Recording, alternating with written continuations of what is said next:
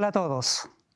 Si las personas me preguntan qué soy o qué hago, yo solo tengo una respuesta. Soy artista. Pinto. Soy uno de esos tipos que pintan, que viajan por todo el mundo, que hacen exposiciones. Pero hace algunos años, cuando las personas me preguntan qué soy, tengo una gran duda, porque también soy un atleta. Entonces ahora, cuando la gente me pregunta qué soy o qué hago, no sé qué decir. Déjenme contarles un par de experiencias que sucedieron en mi vida cuando era muy niño. Uno de ellos no recuerdo absolutamente nada. Es cuando yo tenía 2 años de edad. Mi madre me contó esta historia. Ella me contó que cuando yo tenía 2 años, yo salí de la casa corriendo porque habían unos niños jugando alrededor de un fuego. Ellos se estaban divirtiendo muchísimo porque hacían que este fuego más grande, lo hacían más grande, echaban papeles y bolsas.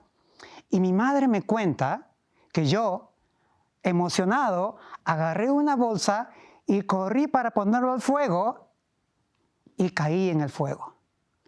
Mis manos se quemaron profundamente, profundamente.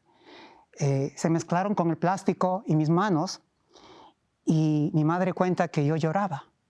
Y mi madre salió a ver qué estaba pasando conmigo, vio que mis manos estaban en llamas y ella se desesperó mucho y con el deseo de querer sacar el plástico, estaba arrancando mi piel. Entonces, yo no recuerdo nada de esto, pero mi madre me cuenta que a raíz de esta experiencia, mis manos quedaron sumamente marcadas, con quemaduras de tercer grado muy profundas.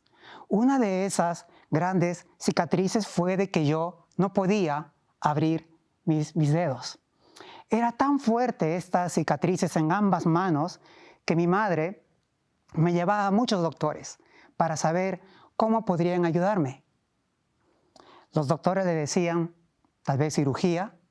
Uno de ellos le dijo, bueno, es mejor esperar porque tu hijo eventualmente va a crecer y bueno, quizás las cicatrices se noten menos.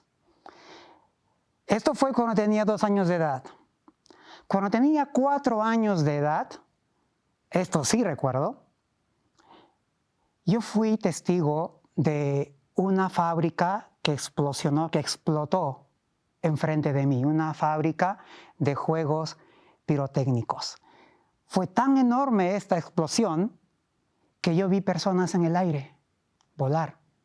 Y esto era tan grave para mí que a partir de ese día yo empecé a tartamudear profundamente. Mi madre me cuenta que tuve fiebre por varios días, no sabía ella cómo ayudarme, pero solo recuerda que yo a partir de ese momento yo empecé a tartamudear y tartamudeé por toda mi vida. ¿Se imaginan a este pequeño niño? 4 años de edad, 5 años de edad en el colegio, sufrir el ataque de los amigos muy crueles y yo solamente podía andar así, ocultaba mis manos, en mis bolsillos, para que no vieran mis manos que con tantas cicatrices tan profundas se veían muy mal. Inclusive, yo me acuerdo cuando los profesores querían que yo hablara o me presentara, yo no podía hablar. Era difícil. ¿Se imaginan ustedes a este niño de 5 años, 6 años, sin poder hablar, sin poder comunicarse apropiadamente, porque mi tartamudeo era tan grande que yo no podía expresar siquiera una pequeña oración? Tanto era el tartamudeo que al final yo sencillamente no quería salir al recreo a jugar. No quería, me sentía sumamente limitado. Ahora, detengámonos aquí por un momento. Cuando una persona tartamudea, no solamente afecta la manera de hablar, la afecta socialmente, emocionalmente, físicamente, enormemente. Yo, un niño de 4 años, sin poder comunicarme con nadie, solamente atinaba a estar en la clase en la hora de recreo. ¿Y esto qué me ocasionó? Primero, que no podía tener amigos a esa edad, era difícil. Segundo, la situación me puso solamente a sentarme en mi sala, al frente de mi carpeta, y empezar a dibujar. Dibujaba y dibujaba y dibujaba. Y algo bien gracioso sucedió en ese tiempo. Me acuerdo que mis compañeritas del colegio, o sea, no mis amigos, no los varones, sino las niñitas, siempre las mujeres tienen esto, que tienen esa compasión natural. Me veían a mí solito en la sala y mis otros amigos jugando afuera, me veían solito dibujando y ellas querían venir a mí a darme compañía. Yo dibujaba, a ellas les gustaba que yo dibujaba y poco a poco en la sala me volví más popular en el salón de clase. Mis amiguitos empezaron a decirme, oye, ¿cómo tú logras que las niñitas estén contigo todo el tiempo? ¿Cuál es tu truco? Ellos querían saber qué hacía yo para atraer a las chiquitas. Ellos querían un poquito saber lo que yo estaba haciendo y no era nada extraordinario. Ellas solamente tenían esa compasión. Pero yo crecí en un ambiente así, en la cual el dibujar para mí era mi primer lenguaje. El primero. Ahora, como siempre, ocultando mis manos en mis bolsillos. Y así pasé toda la primaria y secundaria en el colegio. Yo no podía tener amigos, no podía comunicarme, no podía hacer cosas que mis otros amigos hacían. Se destacaban en los deportes, hacían muchas cosas, eran felices con todos y yo me sentía limitado. Pero siempre al llegar a casa me sentía feliz porque no había niños que me molestaran o que hacían burla de mí. Inclusive yo recuerdo en el colegio, cuando tenía 6 años, que mi hermano menor salía de su colegio para ir a mi colegio para defenderme de la burla de mis otros compañeros de clase. Era muy difícil esa etapa, pero la situación, ahora lo entiendo, ahora que soy adulto lo entiendo, la situación quizás me obligó a enfocarme en algunos talentos que yo no sabía que tenía, que era el tema del arte, de dibujar. Ahora, lo más curioso de todo este asunto es que en el colegio me puse popular, no porque era el deportista del colegio, no porque tenía todas las chicas que todos quieren tener, o no porque era un tipo sobresaliente en los deportes, ¿cierto?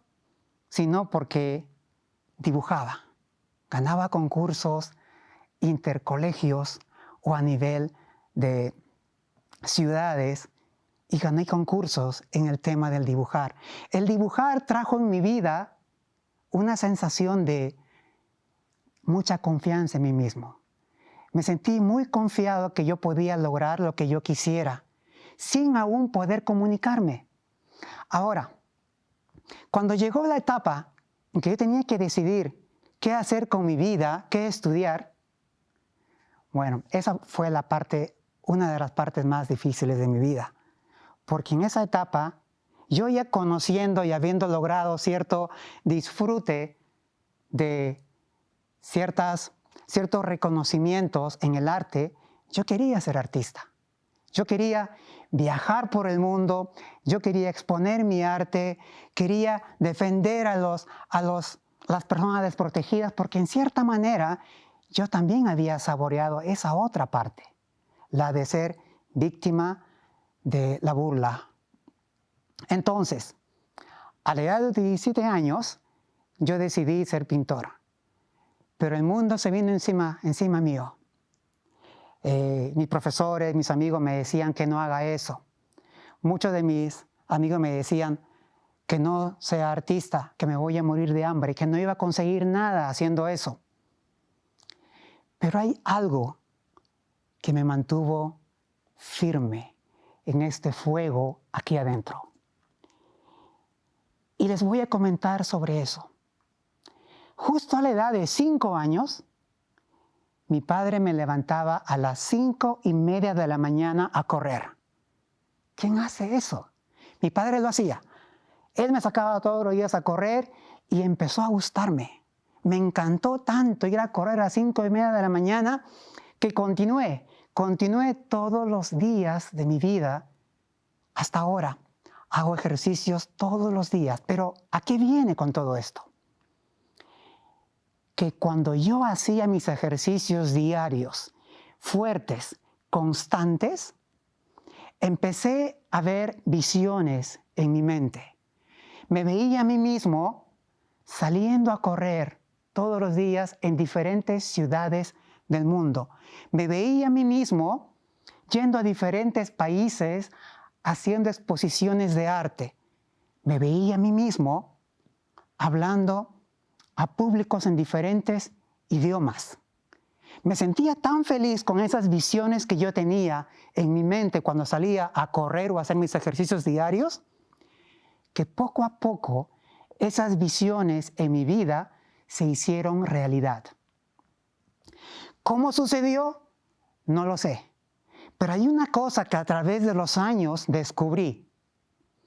Descubrí, ya en la actualidad inclusive, con la ciencia, que cuando una persona se ejercita siempre, algo sucede con tu cerebro. Algo sucede. Tu cerebro empieza a hacer más conexiones. Tú te vuelves más social. Llegas a tener más amigos. Tu personalidad cambia y te vuelves más disciplinado. Yo no lo sabía en aquel entonces. Yo no sabía. Solamente atinaba que cuando las personas me preguntaban de dónde nacía mi inspiración para hacer las pinturas, yo solo decía que cada vez que yo hacía ejercicios, tenía visiones y siempre ahí venía la inspiración después de hacer ejercicios. Siempre. Sonaba algo atípico en ese tiempo porque no era muy usual conectar las cosas espirituales con el deporte. Pero hoy a través de la ciencia se ha descubierto que cuando una persona está en un balance correcto entre tu cuerpo y tus emociones y con la parte intelectual, que todo fluye de manera más natural. Recién la ciencia hoy en día ha confirmado toda esa información. Yo cuando era niño pasaba por todo ello, pero disfrutaba cuando salía a correr. Me acuerdo que mi madre me regaló un par de zapatillas y música para correr y yo era el niño más feliz del planeta. Y siempre me caractericé por ser feliz. Nunca entendía por qué. Solamente vivía mi vida y lo disfrutaba muchísimo. A través de los años, siendo miembro de la Iglesia de Jesucristo de los Últimos Días, fui a una misión a la edad de 20 años. Y cuando regresé de la misión, mi idea de ser pintor y de pintar a Jesucristo fue muy fuerte. Desde aquel entonces empecé a pintar pinturas de Jesucristo en diferentes escenas. Jesucristo en Israel, Jesucristo enseñando a sus apóstoles, con niños, todo relacionado a Jesucristo. ¿Por qué? ¿Por qué yo quería hacer eso? Porque Jesucristo, en las religiones cristianas, tiene un gran contenido de fe, esperanza y un gran contenido de amor. Entonces yo quería seguir con ese legado y yo también quería dejar mi propio legado. Cuando pintaba a Jesucristo, descubría que era más allá de pintar frutas o elementos inertes, que si bien es cierto que el color es maravilloso, pero yo quería ir más allá. Quería que a través del color y la pintura yo dejara un mensaje que esté relacionado con las enseñanzas de Jesucristo y quizás ayudar a otras personas. Y quizás después de mi propia existencia, aún mis pinturas sigan ayudando a los demás. Me animó tanto esta idea que decidí ser pintor de por vida. Me acuerdo el día en que yo decidí hacer esto, yo le dije a Dios en una oración, le dije, Padre, yo voy a pintar por ti, yo voy a hacer lo que se supone que yo vine a esta tierra para hacer. No sé lo que va a pasar con mi vida, no sé, porque no puedo ver lo que podría pasar de acá al siguiente mes o al siguiente año, pero voy a hacerlo con fe. Y a partir de esa decisión, muchos milagros ocurrieron en mi vida.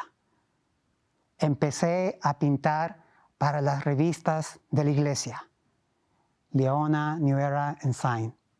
Empecé a hacer pinturas para edificios oficiales de la iglesia que involucraban templos, etc., en varios países. Empecé a hacer exposiciones de arte en muchos países. ¿Cómo? No lo sé. Las cosas se dieron exactamente como yo veía en mis visiones. Tuve la oportunidad de vivir en países de Europa y aprender francés. Aprendí el inglés y actualmente hago conferencias de todo tipo, de grandes grupos de personas en inglés, en español y en francés. ¿Cómo? No lo sé. Pero lo que en el principio era que mis manos era una razón para tener vergüenza, ahora por mis manos se hacen pinturas. Mis manos ahora me hacen ser feliz. Todo mi trabajo lo hago con las manos. Y lo que en el principio, mi manera de hablar también me traía mucha deficiencia y limitaciones para tener amigos, ahora uso mi hablar para dar conferencias de tipo motivacional en la iglesia y en universidades que animan a las personas a seguir sus propios sueños. Entonces aquí surge una gran pregunta.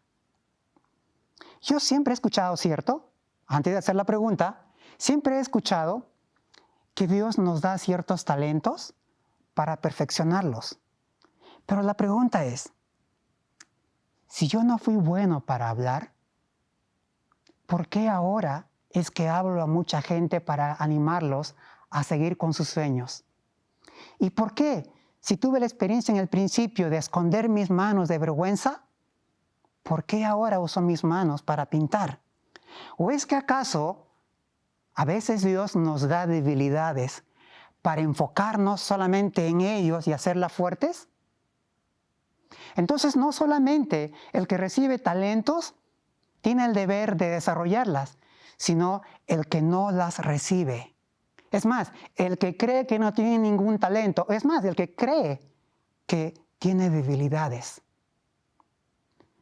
La experiencia de mi vida me ha enseñado que cuando yo tenía ese par de debilidades es como enfocar a mi carro que le falta una llanta. Me enfoco en la llanta que falta. Así fue mi vida. Me enfoqué en mi hablar. Me acuerdo que mi madre, cuando era chico, ella y mi padre, ambos, me hacían leer diccionarios para poder hablar.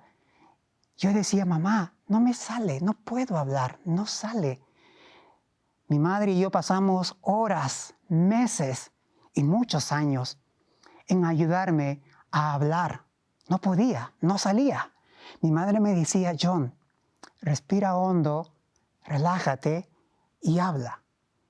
Y decía, mamá, no puedo.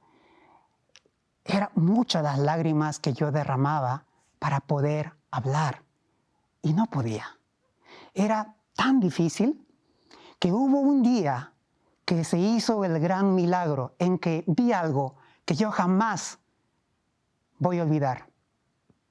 Me di cuenta que cuando una persona tartamudea, en una fracción de segundos, la persona sabe que una palabra va a venir con problemas de tartamudeo.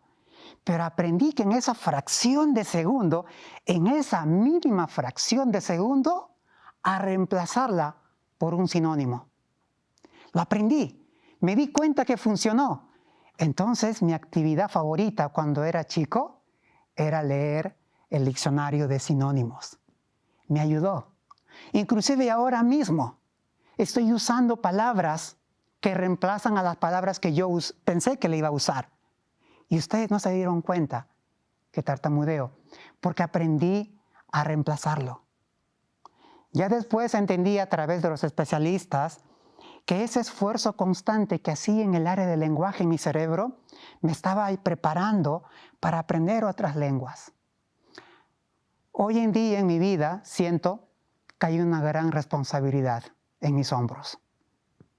Siento que mi responsabilidad está sobre los niños. Uno, que ellos necesitan saber quiénes son. Dos, que cuando ellos descubran un talento, cualquiera que sea este, necesitan hacerlo crecer. ¿Por qué? Porque les da a ellos la sensación de esa autoestima que necesitan. Necesitan esa autoestima para crecerla. Es importantísimo. Y lo otro, ellos necesitan saborear la experiencia de conseguir cosas. Es decir, si un niño no puede dibujar algo, el solo hecho de sentir que lo pudo hacer, esa sensación que lo logró, esas dopaminas que tiene en el cerebro son adictivas. Y si ellos se acostumbran a eso, van a ser personas que en la vida van a luchar por lo que quieren, porque se acostumbraron a lograr lo que quisieron. A este punto de mi vida, yo solamente puedo decir una cosa. Yo no quiero llegar en el último día de mi vida pensando que tal vez pude haberlo intentado. Por eso yo quería pintar, porque era un sueño de chico. En el último día de mi vida yo no quería decir, oh, verdad, si lo intento ahora, no, pero ya estoy en el lecho de muerte, ya no tengo energías, solamente me queda morir.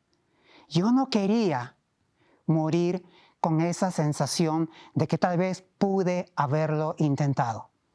El tiempo para lograr sus metas es hoy. El tiempo para lograr sus sueños y conseguir lo que ustedes tanto tienen en su mente es hoy, porque no va a haber otro momento de conseguirlo. Tener fe en uno mismo. El Señor nos da talentos y habilidades a nosotros por una razón. Y si en esa razón incluye servir a los demás, el gozo de ustedes es duradero.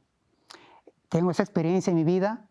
Soy una persona extremadamente feliz porque hago lo que me apasiona, hago lo que me gusta, me he ganado el respeto de mucha gente y siento que hay mucho por hacer. Muchas gracias.